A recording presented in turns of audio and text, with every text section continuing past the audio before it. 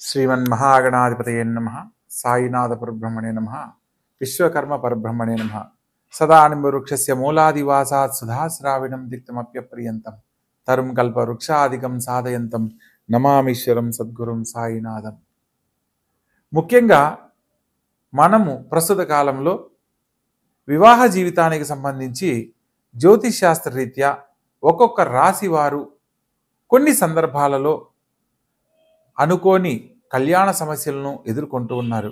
కొందరి జీవితాలలో కళ్యాణం కాలేదని ఒక సమస్య అయితే, కొందరి జీవితాలలో కళ్యాణం అయిన తర్వాత సమస్యలతో ఇబ్బంది పడుతున్న వారిని మనం చాలామందిని గమనించాం. అటువంటి సందర్భంలో అసలు ఈ వివాహ జీవితానికి సంబంధించిన సమస్యలు ఏ ఏ గ్రహాల కారణంగా ఎదుర్కోవడం జరుగుతుంది, మనము కళ్యాణానికి సంబంధించి పిల్లలకు సంబంధించి భవిష్యత్తులో వివాహ జీవితానికి సంబంధించిన సమస్యలు రాకుండా ఉండడానికి ఏదైనా పరిహారం ముందుగా చేసుకునే అవకాశం ఉందా లేదా అన్న విషయాన్ని కూడా మనం తెలుసుకోవచ్చా, తెలుసుకునే అవకాశం ఉందా లేదా అనేది కూడా మనం ఇప్పుడు వివరంగా తెలుసుకుందాం. ప్రతి ఒక్క రాసుల వారికి వివాహం అంటేనే మానవ జీవితంలో తల్లిదండ్రుల దగ్గర వారి యొక్క పిల్లలు 25 సంవత్సరాలు ఎంతో గారాబంగా ఒక సెక్యూరిటీగా పిల్లలను పెంచడం జరుగుతుంది.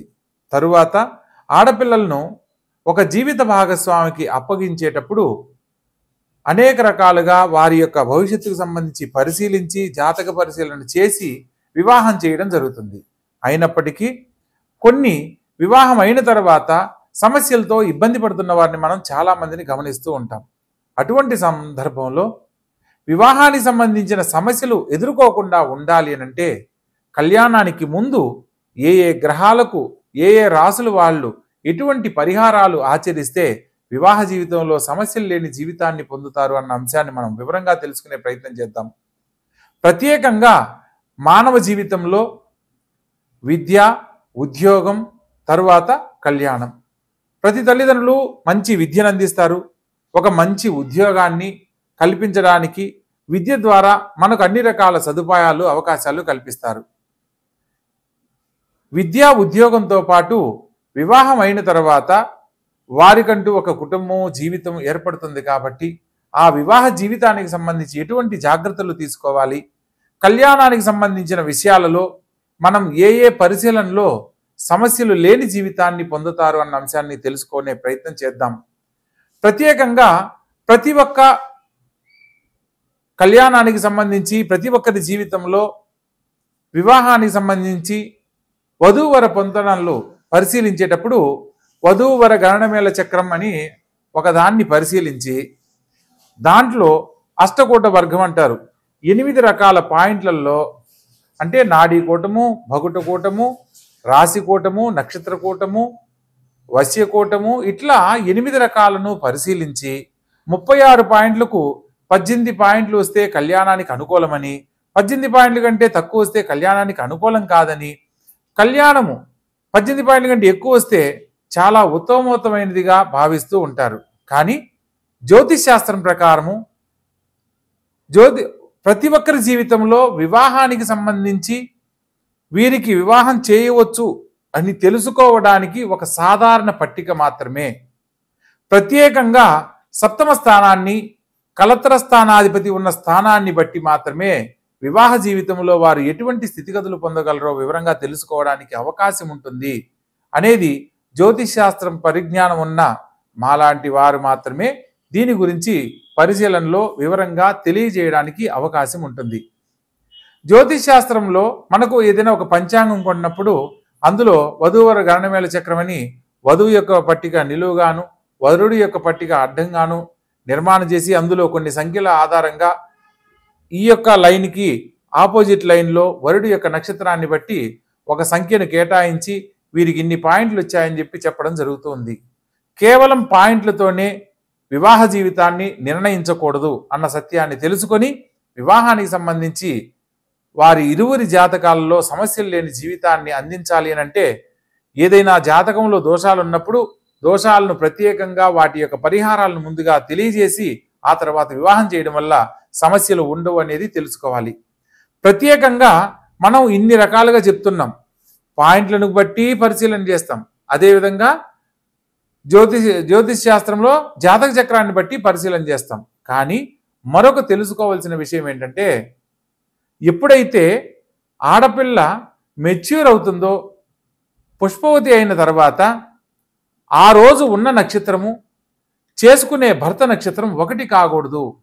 ఇది జ్యోతిష్ శాస్త్రంలో సప్తమ స్థానాన్ని బట్టి మనం చెప్పడానికి లేదు.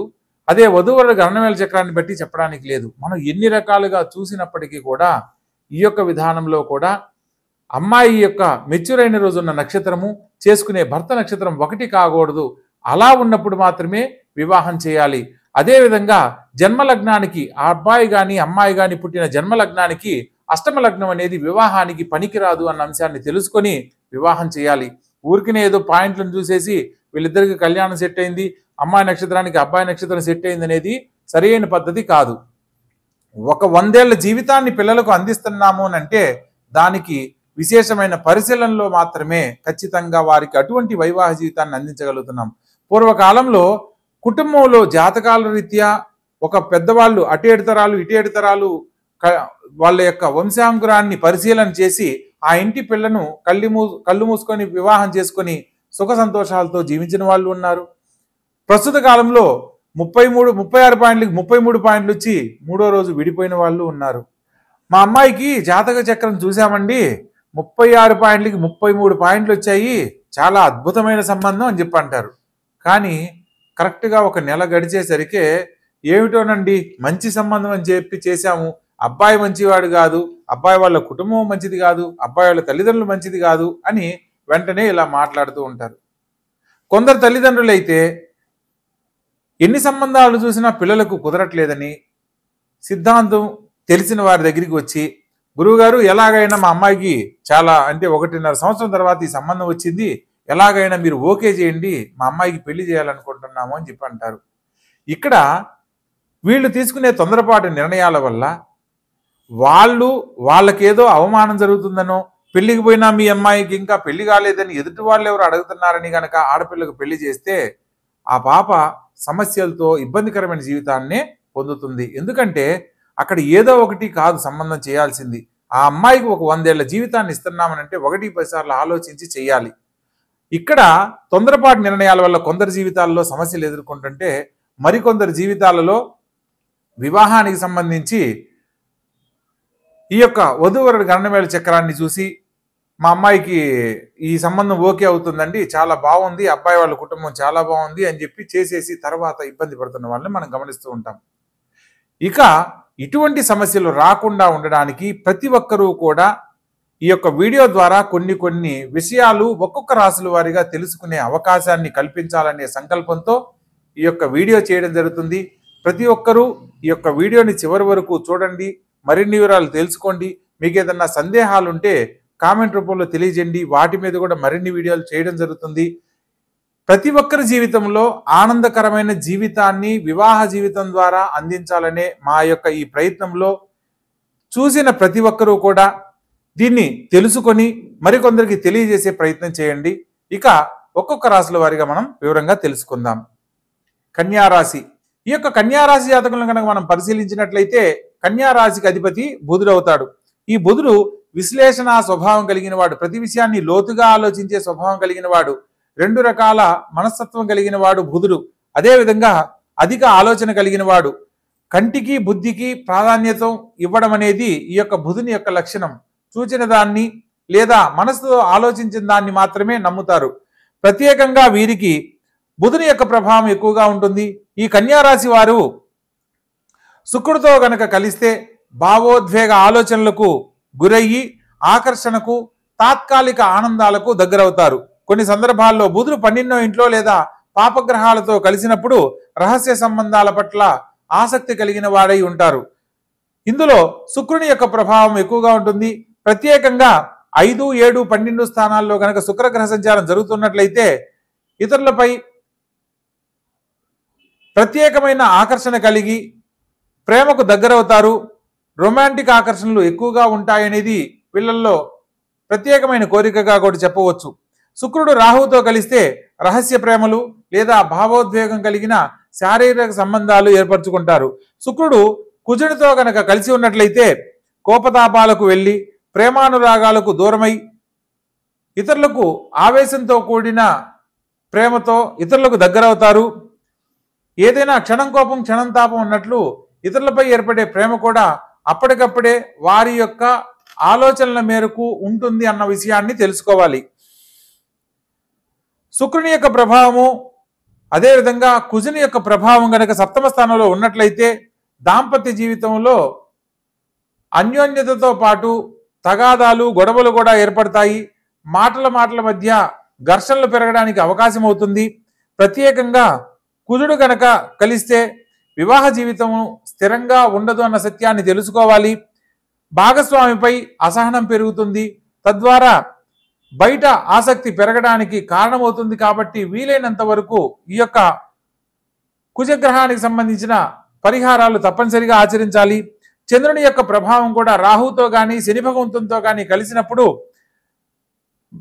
ఆలోచనలను జీవిత భాగస్వామితో సన్నిహితంగా ఉండలేక ఇతరులకు దగ్గరయ్యే పరిస్థితులు ఎదురవుతాయి.